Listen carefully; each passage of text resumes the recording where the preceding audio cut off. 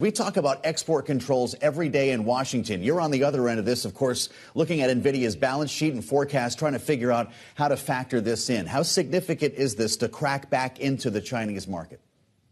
Look, there's one chip in the world fueling the AI revolution, that's Nvidia, and you really need to give them access to the China market. I think that's the understanding that's been well understood now in the Beltway. It's important because the reality is we're talking about $20 billion a year. And if they don't allow them to sell into China, that just gives Huawei and China competition the ability to narrow the gap. And that's what Jensen continues to talk. And I think that message is definitely being heard. Is it possible for a Dan Ives to do channel checks when it comes to China? Do we know that there are buyers on the other end? Yeah, I mean, like, obviously we spend a lot of time in Asia, in China. Look, they want NVIDIA chips. The reality is, would you want Peter Luger's steak or would you want White Castle? And the reality is they want the one chip in the world fueling the AI revolution. And that guy's wearing a black leather jacket, and his name is Jensen. And look, there's competition. Huawei and others, they're narrowing the gap.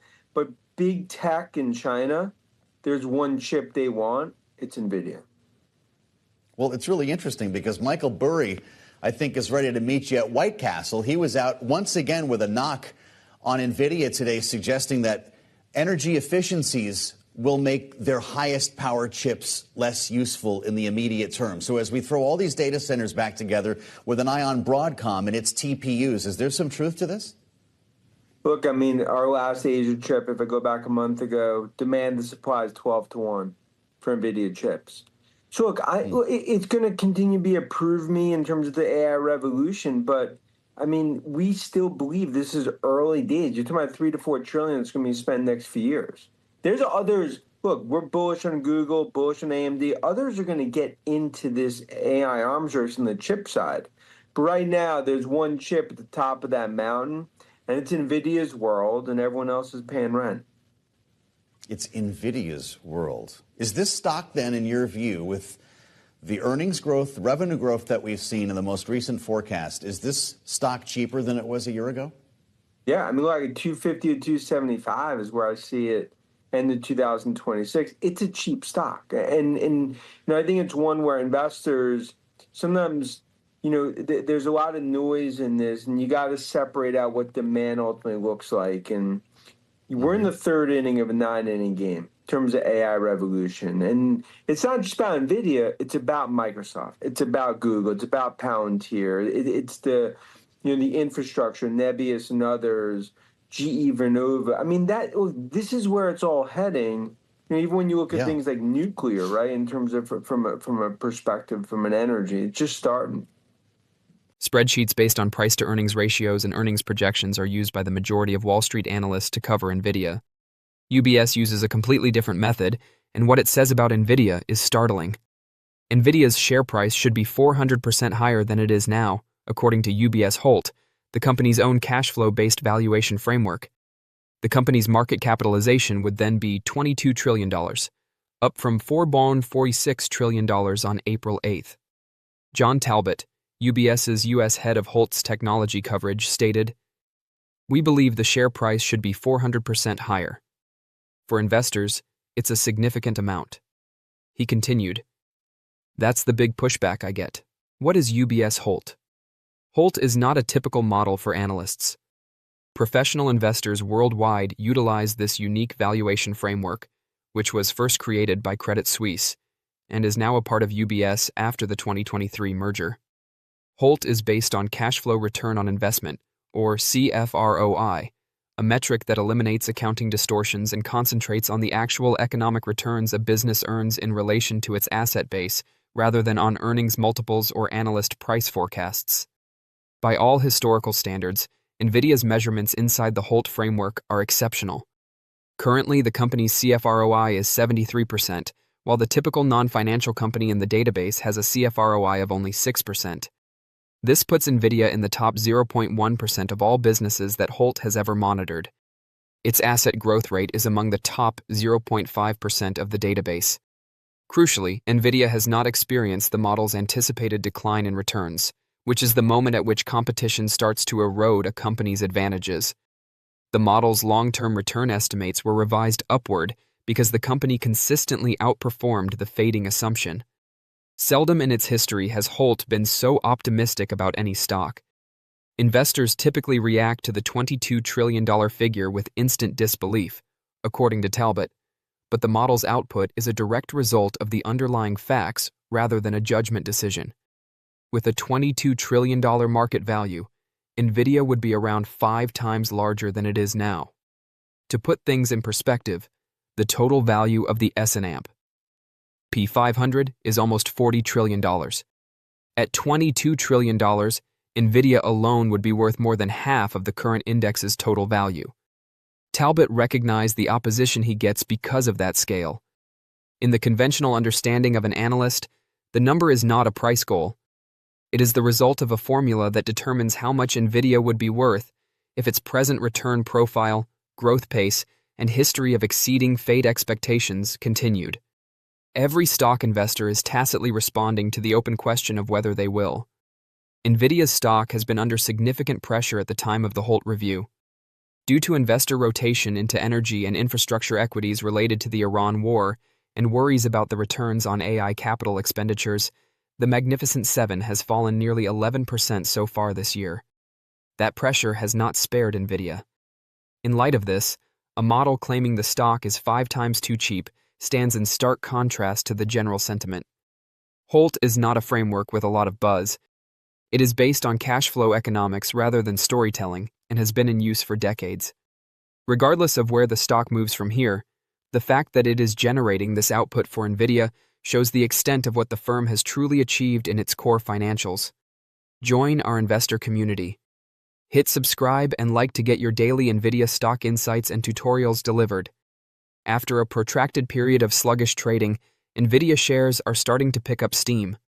The stock has advanced more than 10% over the last 6 sessions, marking its longest winning streak since October. This latest action suggests that the consolidation phase may be coming to an end after a period of subdued performance from September 2025 until the end of last month. Before falling 0.5% on Thursday, the shares closed Wednesday at $180, getting closer to the $185 level that technical analysts are eagerly watching. With U.S. stocks rising following President Donald Trump's announcement of a 2-week truce in the battle with Iran to allow negotiations to continue and reopen the Strait of Hormuz, the wider market backdrop has also offered some support, allaying fears of a possible disruption to the world economy. Nvidia's 2.2% increase and leading point rise in the S&P 500 contributed to that shift. Technically speaking, analysts suggest that a persistent rise above $185 might imply that investors are starting to return to the stock, possibly signaling a departure from its recent trading range. The $200 mark is also mentioned by others as an extra barrier that would be necessary to validate a stronger rising trend. Nvidia's stock is currently trading at about 20 times anticipated profits over the next 12 months, compared to a 10-year average that is closer to 36, indicating a significant change in the company's valuation. This puts it among the Magnificent Seven's lower valuations and roughly in line with the S&P 500, which might make the shares seem more appealing after the recent reset.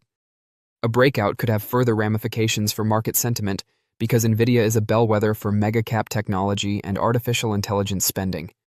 The technical setup is still balanced, though, and downside risks are still being considered. Analysts are keeping a careful eye on the $170 mark because a break below it might lead to additional drops toward $150. The stock has been trading inside a defined range in the short term, with support at $165 and resistance at $180.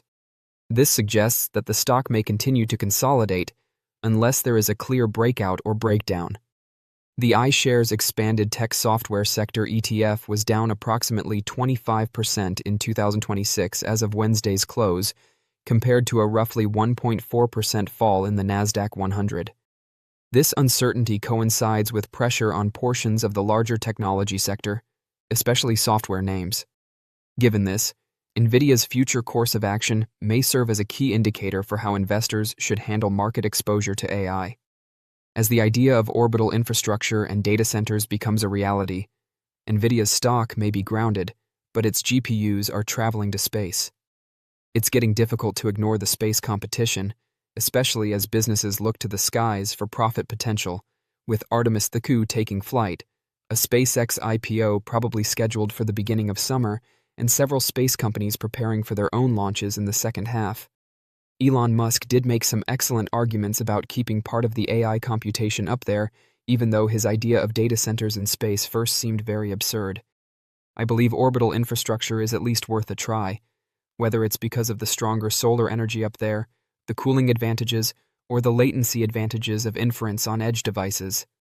In any event, as businesses turn to satellites as a source of 5G connectivity, a type of corporate space race appears to be developing. Starlink was incredibly ambitious, and the business is doing quite well. Bringing the AI hardware up there would be the next step, of course, and if Musk is given the go-ahead, I don't believe it's too unrealistic to imagine a constellation of 1 million data centers. Anyway, let's get back to Nvidia. With a platform designed to run the industry's newest and greatest in space, the corporation is also aiming for space. It was simple to overlook the Space One Vera Rubin module, which was showcased at the company's GTC 2026. It literally is, which is why it seemed unreal. The key question is whether space-based data centers may be another significant growth engine for Nvidia as CEO Jensen Huang and the company collaborate with other businesses to enable Vera Rubin chips to function in orbit. It's reasonable to assume that other tech giants will take note and begin making large bets of their own if Musk spearheads an AI data center space race. The only thing more audacious than sophisticated AI is advanced AI in space, and the Mag 7 Titans do have a lot of money to spend. As of right now, it's difficult to predict where the idea of space computing will take the mega-cap IT giants. Although it's undoubtedly thrilling, investors should definitely keep their expectations in check for the time being, because the development of AI data terrestrial centers on Earth is still in its early stages. Of course, SpaceX has a significant first-mover advantage, particularly as it looks to new development frontiers while the rest of the IT industry struggles to keep up. The trillion-dollar question is whether hyperscalers will raise capital expenditures in the future to pursue data centers in space.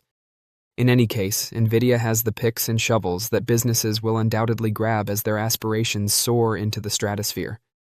I find Nvidia's collaborations with companies like Sophia Space, an orbital computing startup that is committed to the emerging field of space computing, to be very fascinating. As of right now, I don't think Nvidia stock is priced with any orbital data center excitement. Furthermore, I don't think anything will change in the near future, at least not until the hyperscalers start increasing their investments in orbital computers and satellite constellations. It's difficult to predict when Nvidia's stock will start to rise again, particularly as the AI pioneers strive to overcome impending energy and connectivity limitations. Naturally, AI must demonstrate that it can generate revenue. I would expect Nvidia to continue making investments in order to assist the industry in overcoming these obstacles in the interim. However, the longer Nvidia remains at roughly $185 per share, the valuation multiple will only become lower. It's easy to find an expert who anticipates significant profits for the company in the upcoming year. But in my opinion, Nvidia should be the first to exit its consolidation channel. The longer the base, the higher in space, according to the technicians. Don't forget to share your thoughts and experiences in the comments below. Your input helps create a more knowledgeable community where we can all learn and grow together in the world of investing. Stay up to date with the latest market trends, insights, and key updates by subscribing to Investing Tutorial. We're here to help you make smarter investment decisions and stay ahead of the curve.